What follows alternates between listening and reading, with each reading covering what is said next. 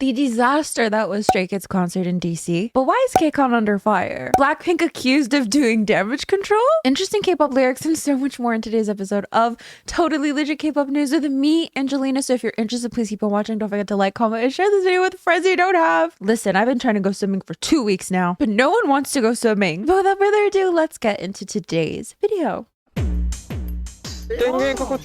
So there's been a bit of a heat wave going on. I mean, it was 37 degrees Celsius yesterday. Stray Kids had their concert in DC. It seems that fans who paid for VIP weren't even let into soundcheck and were just waiting outside in the heat. Hundreds of us out here for VIP seated soundcheck. They couldn't get people in quick enough, closed the gates, and started soundcheck despite us all being here on time and waiting in this heat. I came across this TikTok by alyssatly, who's basically vlogging their experience of waiting in line for a soundcheck in the heat. It's 100 degrees out here and I am dying. We're all dying from the heat and I feel like I'm gonna pass out. Like I'm not even joking. I need more water. It's whatever. I don't even care at this point. I just want to get in and get in the shade. That definitely sounds like a nightmare. And I mean, I'm very sensitive to heat. Like I go outside, the sun touches me, I get a headache, I'm nauseous. We are like right in front, but it honestly sounds like they've started sound check already. Like I hear singing, so like a ton of us. Yeah, I bet they did start.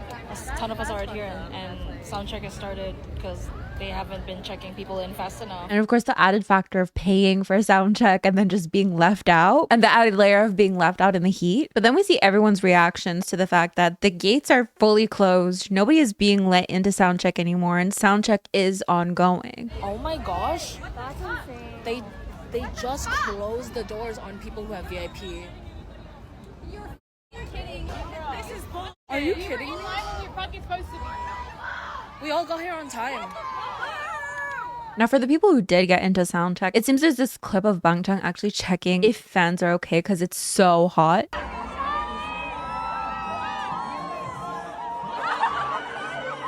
Basically saying it's so fucking hot. Lino passing out some of their own waters and Stray Kids having to pause the show for a second to grab us some and get it figured out. So, we'll be back in just a second. We're gonna get things cleaned up. Don't worry, it's not everyone's fault, okay? Don't worry about it. We're just gonna be back and then we're gonna make sure you guys get water and everything. So, just a second, okay? Alright. So passing out their own water here. But then after that, it seems that the concert ended early. So of course we had fans discussing that as well. Like on one hand, understanding like, yeah, that was safe, but also criticizing the organization of this concert as well, especially the venue's policies on water. So if you've ever been to a concert, I'm sure you've seen, if you have your own personal water bottle, no, you can't bring your own water bottles. And then when you get inside the venue and you buy a drink of any sort, they'll often take off the cap, right? Just from personal experience, and I've heard this is a lot of people's experiences as well. So for the water thing specifically, I think they're worried that if you were to have a bottle of water with the cap on, that you could throw it on stage and hurt somebody. But of course, having water is definitely very important, and having water in an extreme heat wave is of utmost importance, isn't it? So the stadium didn't let hundreds of stays with VIP get into soundcheck, forced stays to throw out their water bottles before entering the venue, then forced stays to pay $8 per water, then didn't give water for free until Stray Kids themselves stopped the concert and asked them, ignored stays seeking medical attention, stuffed everyone into a corridor without AC to leave, and is now making everyone throw out their waters on the way out. What the actual F? So here's another TikTok I came across by yaksa.cosplay. They're basically saying that Hyunjin was drenched in sweat, that it was 100 degrees, that the heat index was higher. But then we get to a point in time where Stray Kids stopped the concert, and we see that in the last clip where they're handing out their own water. Bangtan said he was going to get everyone who needed water, and he came through with that. The employees started coming with what seems like hundreds of bottles of water. And I feel like Bangtan said, put it on my card, I don't care. And then the show resumed, and you could see that Han wasn't feeling great. Again, just reiterating how hot it was, how hot the members on stage were, how hot everyone in the crowd was. And then they got the announcement that the concert was terminated due to the extreme heat. Like if you were able to experience the heat, you would understand. But otherwise, I don't know how to explain it other than just like dead heat. Like for me, just walking from like point A to point B, which wasn't a long distance, I felt like lethargic. I don't know if that's the right word, but just not that I was at the concert. Oh my god, I just went thrift shopping yesterday and it was just so much. And as a Stray Kids alt who traveled far to be here, I definitely think that was the right call. I know it feels awful to get a concert you've been waiting for so long canceled in the middle of it, and we missed maybe 6 songs, but people were hurt. people or in serious critical condition. So after the concert, it seems that Bangchan took to Bubble to ask a few questions. 2 questions. 1, can you bring your own drinks into the venue? 2, if not, can you get a drink inside the venue or do you have to buy one? I'm talking about just water. You know, the thing that literally everyone in the world that's alive needs? I'm gonna stop here. I'm gonna see if there's anything I can do. If not, my bad. So this definitely led to a big conversation surrounding K-pop concert planning. Because I've seen a lot of people critiquing the fact that, you know, K-pop concerts being held in arenas is probably not a good idea. Like, they're just not built for it. You know, you hear a lot of people complaining that they had a speaker obstructing their view, which, by the way, this was my view for AT. Songho's entire solo, he was behind a literal speaker. And was that even an arena? I don't know. I sent this photo to Scotiabank Arena and they're like, that's not an obstructed view. I'm like, oh, okay then. But I get it. I mean, you want a good concert experience. K-pop concerts, it's not the same. I went to a Stromae concert once. He didn't even have any screens behind him, so you could he was an ant on stage. You know, at least if you're at a K-pop concert and there are ants on stage, you have the big screens so you can see something. But I digress. I'm not an avid concert goer. I'm just telling you what I've heard from people. Which, on that note, this TikTok by Dizzy Pop pretty much explains it very well. How about no more baseball stadiums as K-pop concert venues? They're not built for it and they're not equipped for it. People's view getting skewed because of a net or a tent or a temporary speaker Temporary. I'm still bitter about it, okay? tower that sounds like butt and staff. Sounds like butt. And if you've seen any of the videos of the members, looked the most stressed and worried that I have ever seen them look. They wanted to make sure that you bought their $8 waters, so the boys themselves had to give fans water. The lack of urgency from this... You know what, though? When it comes to water as well, if you have like a freaking 10-pound walla, that could pose danger, right? But if someone just has like a bottle of water, they bring their own water, can't you just take the cap off of their like, that's the thing. That's where like it's purely about profit, right? Because you could bring your own bottle of water, take the cap off, and, you know, be hydrated. Unless I'm missing something, but it does seem like it's about purely profit, right? But anyways, I go on to critique the staff as someone who also works in the industry. When any sort of medical emergency happened, there's videos of, they just stood there. To the guy in the video that's just leaning on the barricade while there's a medical emergency happening and you're trying to act like you don't see it, I'm security too. You were trained poorly. Because that's not how we respond. I wonder if there is anything that can be done, because I don't know, when it comes to big corporations, big companies, I wouldn't hold my breath. Obviously it would be great. It would be amazing. But so that's basically what happened at Stray Kids concert in DC. Let me know in the comments your thoughts and if you have any concert horror stories you'd like to share as well. By the way, do you like when I include TikToks in my videos like this? If you would like to suggest them, I actually do have a Discord where we have a React Together channel where you can send me funny K-pop TikToks. So maybe we could bring back the reacting to funny TikTok segment or TikToks that help support the news segments. But you can check it out. It's linked below. Do you guys remember when KCON LA announced that Kiss of Life would be part of the lineup? And fans were not having it, especially after their very controversial live stream. So KCON made the decision with S2 Entertainment that Kiss of Life would no longer be participating. However, now All Day Project, Teddy's new co-ed group, has been announced as part of the lineup for KCON LA, leading to a lot of discussions, especially since member Tarzan has been accused of cultural appropriation. Now, this isn't the first time that we're seeing fans compare All Day Project to Kiss of Life and their reactions to both of them. We talked about it in another video where some people were basically saying that, you know, the reaction to All Day Project is generally quite positive, despite the fact that people have been bringing up the fact that, again, Tarzan wears braids and comparing that to the fallout that Kiss of Life continues to receive, even after multiple apologies, so on and so forth. But this time, it's the fact that Kiss of Life, seemingly because of their controversial live stream, were unable to perform at KCON, but now All Day Project is performing at KCON. KCON failing the Don't Bring Racist and Problematic Group challenge again. Is the one with the braids not going to be there? Because how ass backward would it be to get rid of Kiss of Life and then do this? Removed a group because of cultural appropriation just to add another one. Hell, they replaced a group who was getting backlash for racism with another group that's getting backlash for racism. Now, actually, last time we brought up the situation was just a comparison in general between the two groups and people's reactions to the two groups. And when I did bring it up, I did see a lot of comments pushing back against that narrative, basically saying, you know what Kiss of Life did is a lot different of what All Day Project is doing. So, you really can't make the comparison, so on and so forth. But of course, I would love to know your thoughts about this.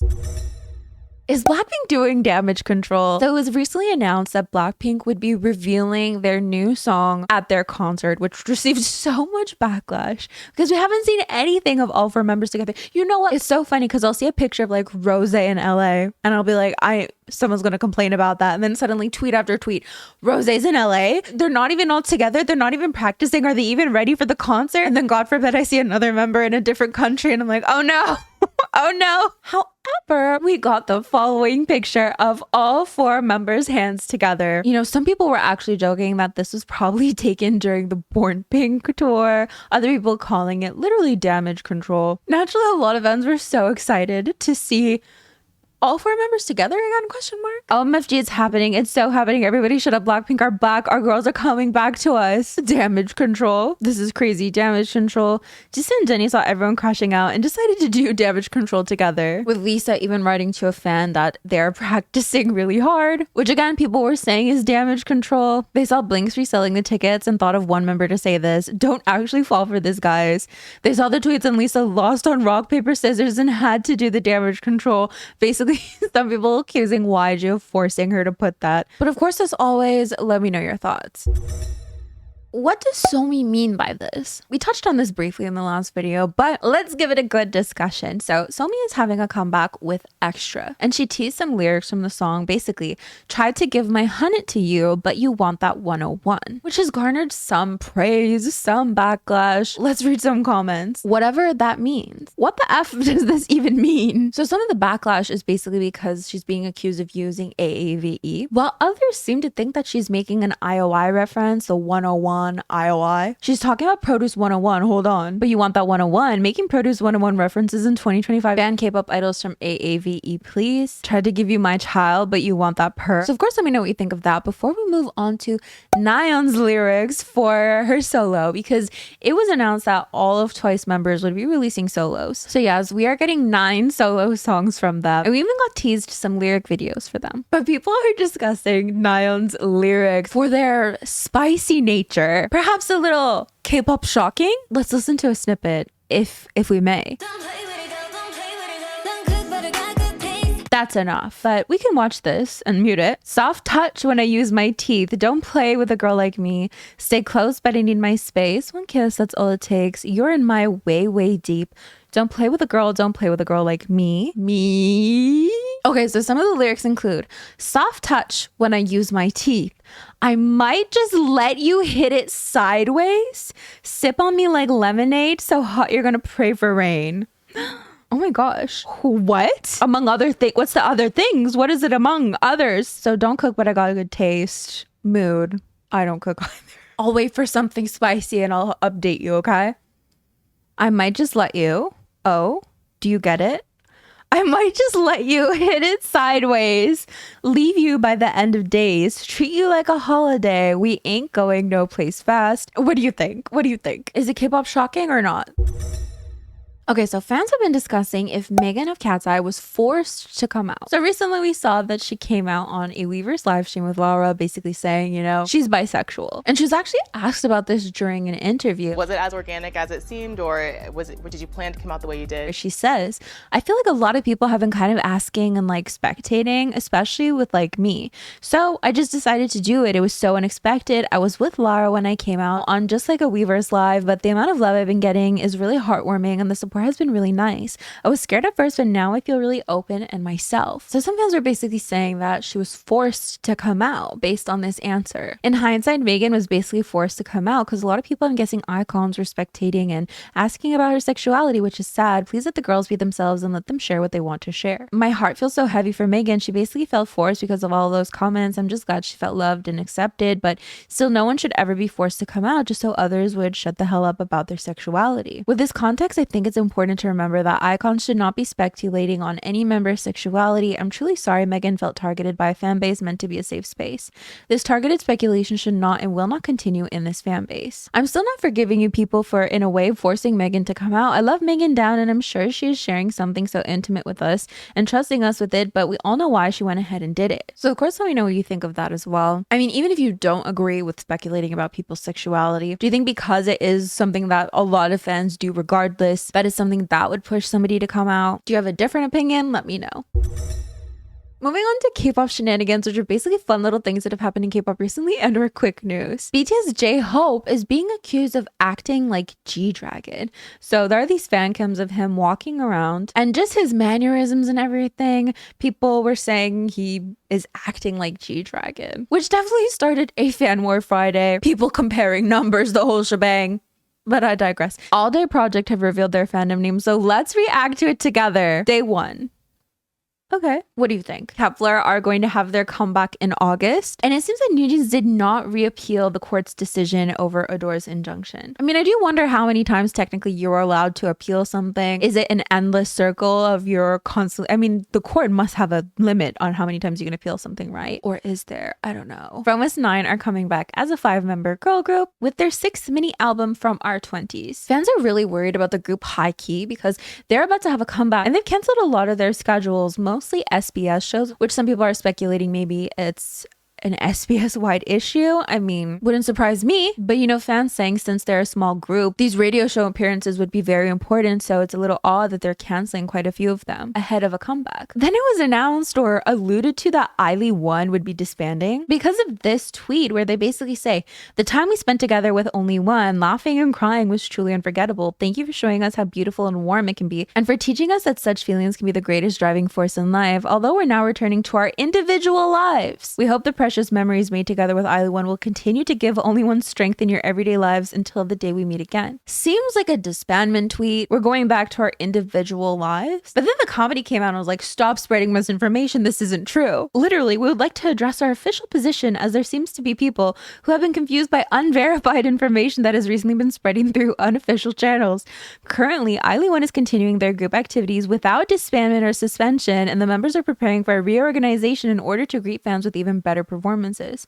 Speculative information that is not based on facts can cause unnecessary concern and misunderstanding for both the members and fans. We will provide accurate information through our official channels, so we kindly ask that you refrain from spreading or sharing unverified information. We ask for your continued interest and warm support for ILY1 in the future as well. Thank you. That's a little confusing, but hey. And then Jessie has announced a comeback as well. So yeah, I reckon that's basically it for today's video. Thank you so much for joining me. Don't forget to like, comment, and share this video with friends you don't have. These are the lovely individuals who help support my channel on a monthly basis. It means the world to me. Thank you so much. And as for me, I'm gonna get going, but go subscribe to my second channel because I think I'm gonna live stream Genshin today. Here's the thing. Skirk is a little purple for me, but she's beautiful and so powerful.